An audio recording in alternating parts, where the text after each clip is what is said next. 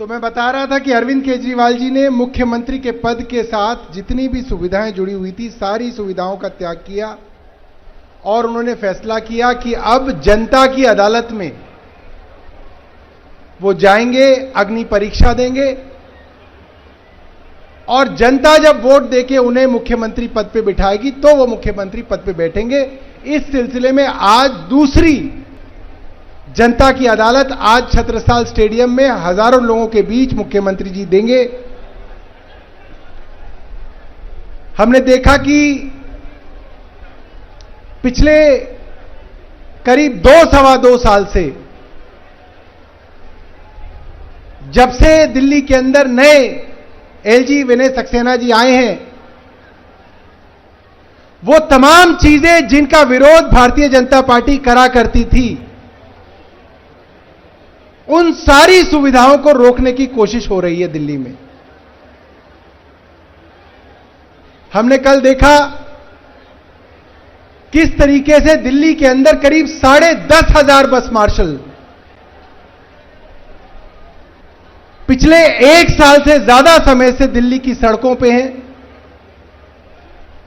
दिल्ली के गरीब लोग,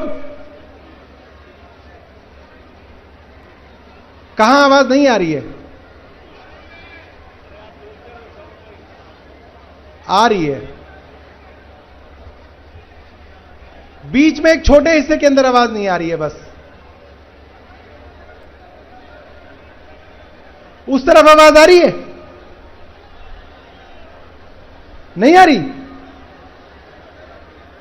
अगर आवाज आ रही है तो हाथ उठाओ। जहां जहां आवाज आ रही है वहां हाथ उठा लो भाई। कुछ साउंड सिस्टम को ठीक करना पड़ेगा। नहीं, लोग लगातार बोल रहे हैं। मैं बोलता हूं, आप कंटिन्यू बोलो 2-3 मिनट। अच्छा ठीक है।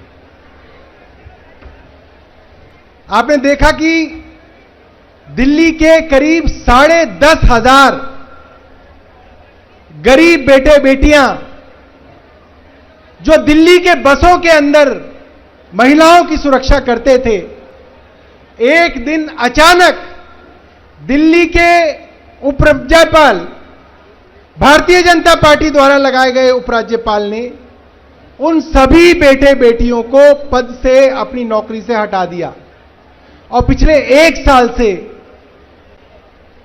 उन लोगों के घरों में तनख्वाहें नहीं आ रही है। ज्यादातर लोग इकलौते कमाने वाले हैं, घर में राशन तक की दिक्कत है, किराया देने की दिक्कत है।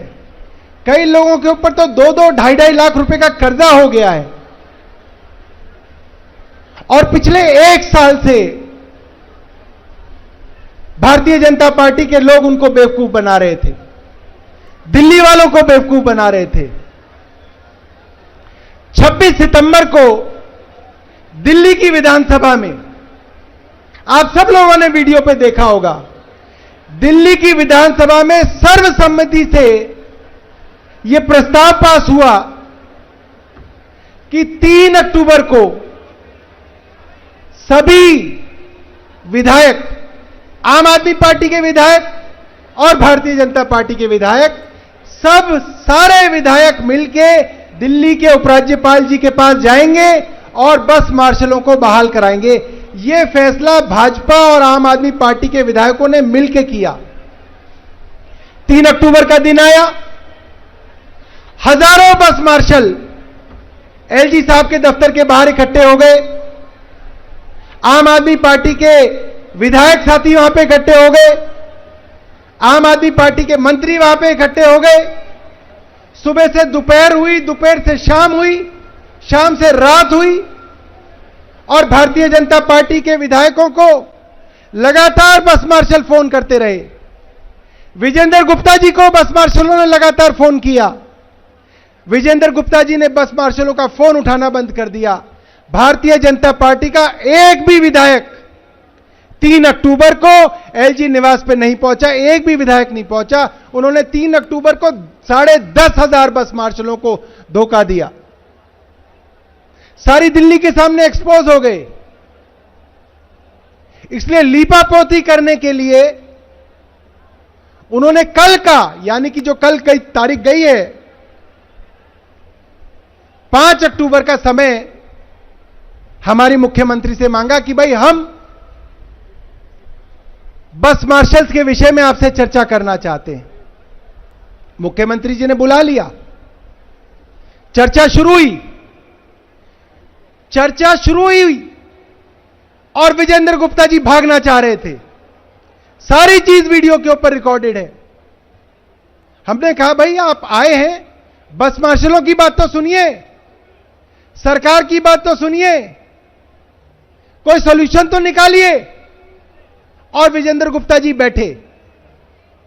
2 घंटे की मुशक्कत के बाद विजेंद्र गुप्ता जी ने यह कहा, भारतीय जनता पार्टी ने यह कहा कि अगर दिल्ली की चुनी हुई सरकार एक कैबिनेट नोट पास कर देती है कि इन बस मार्शलों को बहाल किया जाए, तो कैबिनेट का काम आप करा दो, एलजी से साइन बीजेपी वाले करा देंगे।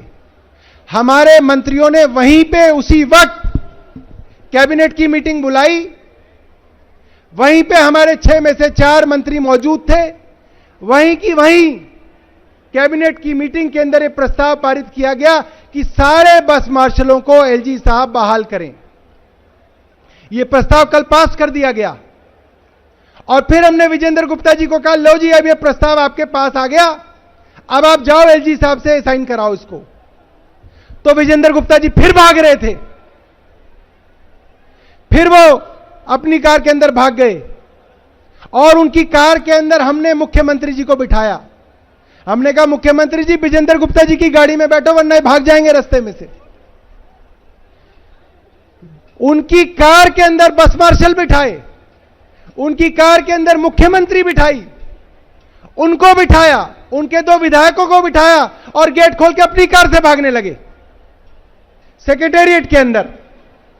सबने वीडियो में देखा और हमारे लोगों ने उनके पैर पकड़े, हमारे विधायकों ने उनके पैर पकड़े, बस मार्शलों ने उनके पैर पकड़े, मैंने उनके पैर पकड़े कि भाई अब आप भागो मत, अब आपने जो वादा किया था कि एलजी साहब के पास जाओगे, अब एलजी साहब के पास चलो।